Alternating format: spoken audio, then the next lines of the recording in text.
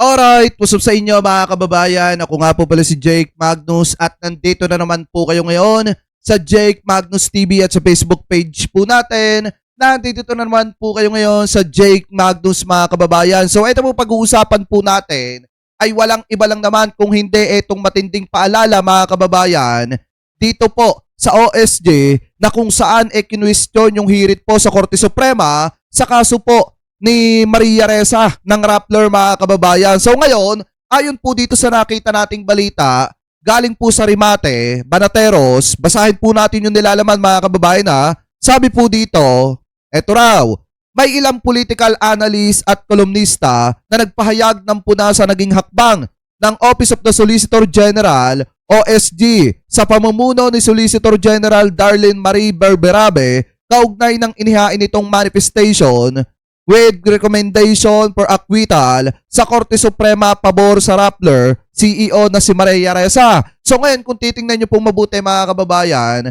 di po ba kaya nga inilagay dyan na Presidente ito pong si Solicitor General Darlene Marie Berberabe para po tulungan ng ating mahal na Presidente. Ano po sa ginagawa ng ating Presidente? Pero nakakapagtaka po dito mga kababayan, bakit siya nang hihimasok o nakikialam dito po sa kaso po ni Maria Ressa ng Rappler. So ngayon, sabi pa dito, sa naturang paghahain inirekomenda ng OSG ang pagpapawalang sala kay Ressa sa kasong cyber libel na isinampa laban po sa kanya. Kaugnay nito, tinalakay ni na Alex Magno at Roberto Tiglao sa kanilang mga kolom ang kanilang pananaw sa naging hakbang ng OSG. Ayon kay Magno, ang naturang aksyon ay maaaring ituring na hindi karaniwang hakbang sa harap ng Korte Suprema. Sabi pa ni Magno, she is not being very polite her. Ani ni Magno, isang long-time political science faculty member ng University of the Philippines or UP, sa pamamagitan ng kanyang kamakailang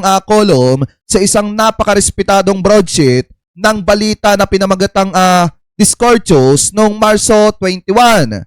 Sabi pa dito, si Berberabe ay inaasahan na kumakatawan sa gobyerno, hindi mga personal na kaibigan. Sa harap ng mga korte, idinagdag din ni Magno sa kanyang kolom.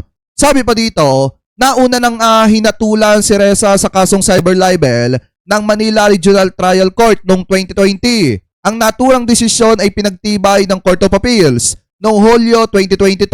Kalaunan, naghain si Ressa at Reynaldo Santos Jr. ng apela sa Korte Suprema upang baligtarin ang mga naunang desisyon ng mababang hukuman. Sa kanyang kolom, binanggit din ni Magno ang isyu ng posibleng pananaw ng publiko sa pagiging angkop ng aksyon ng OSG, lalo na dahil may usaping ibinabato ukol sa dating ugnayan ni Berberabe kay Ressa. Gayunman, wala pang pinal na pahayag o desisyon mula sa korte hingil sa anumang isyo ng conflict of interest mga kababayan. Kasi maliwanag naman talaga kung may ugnayan mga kababayan, ito pong si Berberabe dito po kay Maria Ressa ng Rappler at siya po mga kababayan ay nakikialam sa kaso nitong si Maria Ressa. Isa lang ibig sabihin yan mga kababayan, talagang may conflict of interest. Kaya nga, isang paalala po kay Solicitor General Darlene Berberabe, naunahin nyo po yung trabaho ninyo na tulungan ng ating mahal na Pangulo kaysa sundin po yung conflict of interest po ninyo o yung personal interest po ninyo sa inyong kaibigan na si Maria Ressa. Ano po, so sabi pa dito, samantala, sa hiwalay na kolom inilathala noong Marso 23, sinabi ni Tiglao na hindi siya sang-ayon sa naging legal na batayan ng OSG sa paghiling ng acquittal para po kay Ressa. Ay sa kanya, may mga naunang desisyon ng Korte Suprema na dapat ding isaalang-alang sa usapin ng prescription period ng cyber libel. Sabi pa dito mga kababayan itong si Tiglao, walang doktrina o prinsipyo ng batas na inilatag ng korte sa isang desisyon na ginawa in bank o sa desisyon na maaaring mabago o baligtarin maliban po sa korte na nakaupo sa in bank ani po ni Tiglao. Sabi pa dito mga kababayan, Solgen Berberabe shocked the legal community when she asked the court to acquittal Ressa, claiming the 1-year prescription for the crime had lapsed, pointing to an October 2023 decision by the Supreme Court. Dagdag pa ni Tiglao sa kanyang kolom sa isang respetadong news broadsheet noong March 23, 2026 na may titulong to save Risa, Solgen ignores Constitution, disrespect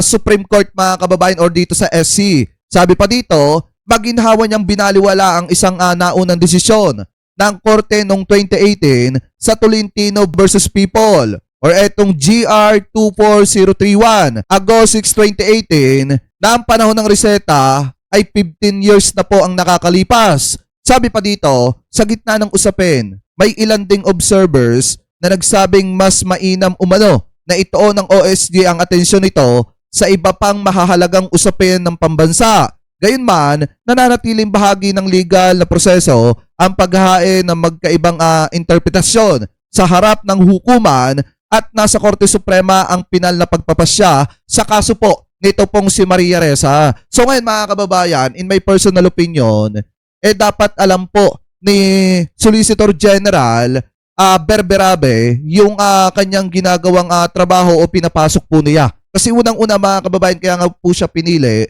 ng ating mahal na presidente kasi para tulungan niya ang ating mahal na presidente mga kababayan sa trabahong ginagawa po ng ating presidente. At saka ang isa pa mga kababayan, dapat hindi niya nilalagyan ng pangsariling interes yung posisyon na hawak po niya. Lalo na mga kababayan at alam naman po natin na ito pong si Maria Ressa talagang may mga kaso na kinakaharap kahit nung panahon pa mga kababayan ng Duterte administration. At siguro naman may mga abogado siya na magdidepensa po sa mga kasong kinakaharap po niya. Lalo na rin mga kababayan at maliwanag na nakatuon ang mata ng mga kababayang Pilipino po natin sa mga tao na nakaupo po sa ating pamahalaan. Katulad na lamang mga kababayan, nito pong si Solicitor General Darlene Marie Berberabe na kung saan konti lang na pagkakamali po nito, pwede po siyang mabatikos na mga kababayang Pilipino po natin. Kaya nga mas mainam na kaysa makialam po siya sa kaso nitong si Maria Ressa, ang pinakamas magandang gawin po niya, ito na lamang po niya yung kanyang atensyon sa trabaho po para matulungan yung mga kababayang Pilipino po natin at para matulungan ang ating mahal na presidente na mabigyan ng magandang serbisyo ang mga kababayang Pilipino natin. Kasi biruin nyo mga kababayan kung lalagyan niya ng conflict of interest yung kanyang serbisyo, malaki po talaga ang posibilidad na manganib mga kababayan sa kanyang posisyon.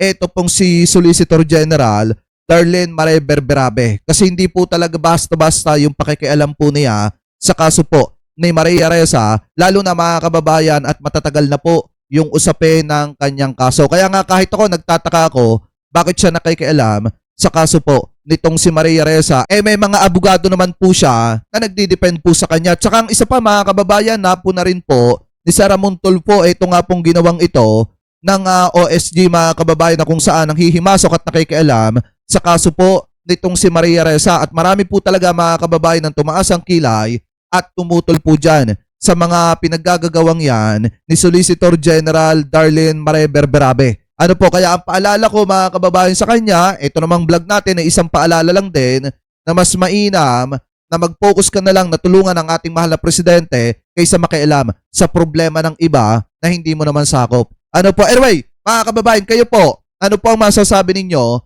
hinggil po sa usapin na yan? Comment below na lamang po kung ano po ang comment at opinion po ninyo hinggil po sa issue po na ito na tinalakay po natin. At bago po tayo pansamantala magpaalam, maraming salamat po sa lahat ng Team Replay na hindi po nakakalimutan mag-iwan ng inyong mga komento, mag-like ng ating mga video at mag-subscribe dito po sa ating YouTube channel. Maraming salamat din po sa lahat ng Team Replay na hindi po nakakalimutan na wag po mag-skip ng ating mga ads. Thank you po. Ingat po kayo palagi. God bless po. Maraming salamat po mga kababayan.